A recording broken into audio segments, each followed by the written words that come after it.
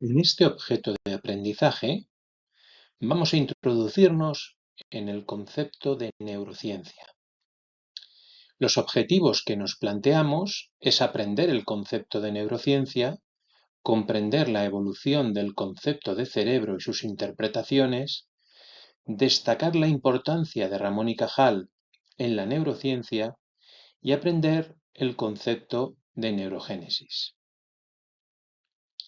Como contenidos, vamos a hablar de neurociencia, de la evolución del concepto de cerebro, de Ramón y Cajal y de neurogénesis.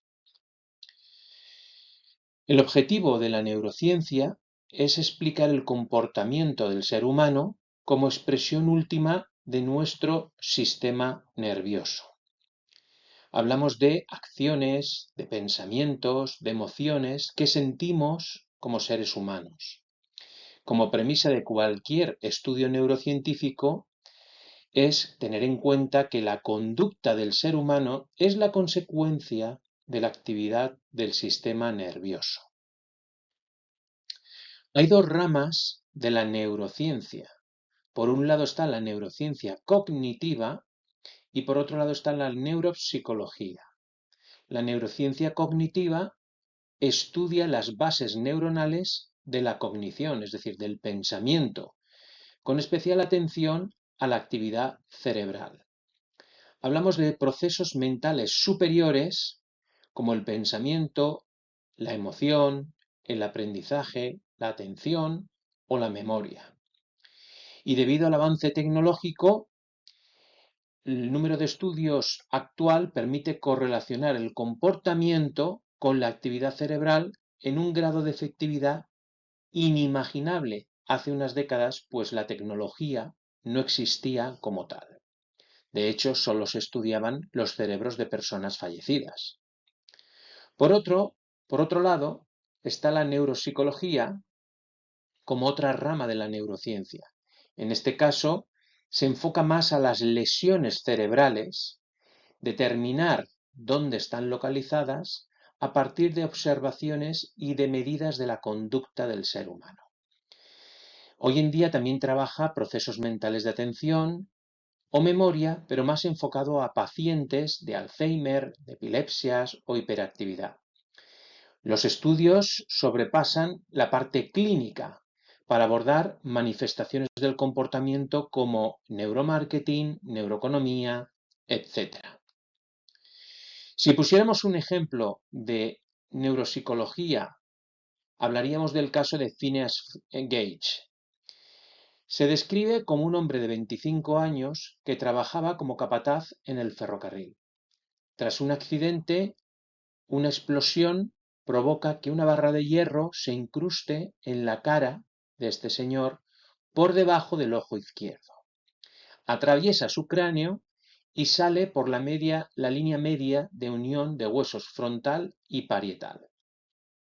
A partir de aquí se observan en los estudios cambios de conducta de Phineas Gage. Se convierte en pueril, caprichoso, comienza a decir obscenidades, cosa que no había hecho anteriormente, es impaciente y obstinado. Hacía muchos planes, pero no acababa ninguno. Era como un niño a nivel de capacidad intelectual y en conducta, pero con las pasiones animales de un hombre adulto. Gracias a este caso, pues por observación se vinculó el lóbulo frontal en la conducta del adulto, para después desarrollar técnicas neuroquirúrgicas que lo pudiesen solucionar. En cuanto a la evolución del concepto de cerebro y su interpretación, si analizamos la antigüedad y cómo se concebía, pues veremos que hay un enfrentamiento entre los cardiocentristas y los cerebrocentristas de la antigua Grecia.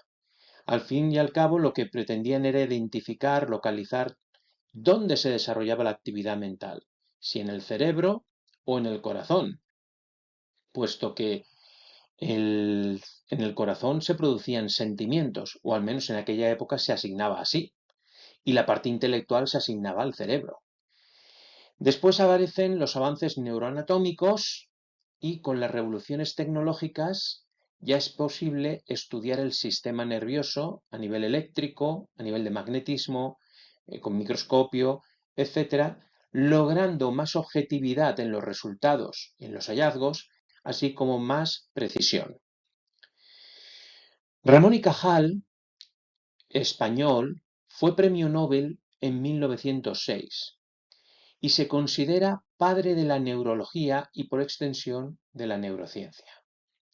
Caracterizó las neuronas como células individuales que no solo formaban una red llamada tejido reticular, sino que ni siquiera mantenían contacto físico entre ellas. Esto dio un nuevo enfoque a lo que sería el estudio del sistema nervioso y nació con Ramón y Cajal la neurología moderna. De hecho, el siglo XX fue determinante en la neurociencia por los avances en el conocimiento del sistema nervioso, de sus mecanismos y todos los procesos neurobiológicos que determinan la conducta. Para estudiar el cerebro es de gran utilidad emplear modelos animales, ya que permiten reproducir patrones de conducta y con ello extrapolarlos al ser humano. Esto se hace todo de manera controlada en laboratorio. Un ejemplo es la prueba de natación forzada de roedores, denominado el modelo de depresión. También se hacen pruebas de estrés con ratas. ¿En qué consisten? Pues en un barreño lleno de agua con paredes lisas para que no puedan escalar. Se les pone durante 15 minutos a nadar hasta que llegan a agotarse. En pleno desconcierto, la rata muere por causa de estrés, aunque es conocido que las ratas pueden estar nadando hasta 80 horas sin parar y sin ahogarse. También se hacen laberintos de agua para desarrollar el aprendizaje espacial. Antes pensábamos que todas las neuronas que conformaban el sistema nervioso las teníamos al nacer, pero en la actualidad ha quedado demostrado que el cerebro adulto sigue generando neuronas durante toda la vida. Esto se denomina neurogénesis adulta, lo cual permite aprendizajes continuos e inclusive reparaciones. La década de los 90 se considera la década del cerebro, pues hay grandes avances neurocientíficos gracias a las tecnologías que aparecen. El más relevante fue la neurogénesis en el sistema nervioso adulto, ya que es un cambio completo de paradigma y un replanteamiento de todas las teorías planteadas hasta la época. Altman y William compartieron premio Príncipe de Asturias en 2011 por ofrecer las bases científicas de las neuronas de cerebros adultos, donde determinaban que se regeneraban y descubrieron lo que se denominan las neuronas espejo. Esto viene a decir que somos criaturas sociales y nuestra supervivencia depende de entender las acciones y las emociones de los demás. Las neuronas espejo nos ayudan a entender la mente de los demás. Y esto se observó como ciertas neuronas del cerebro se activaban no solo cuando hacían acciones motoras para una meta, sino también cuando observaban a un homónimo, ¿vale? Fuese mono o humano, y ejecutaban la misma acción. Es decir, tenemos células que permiten reflejar las conductas de otro, y esto se denomina neuronas espejo.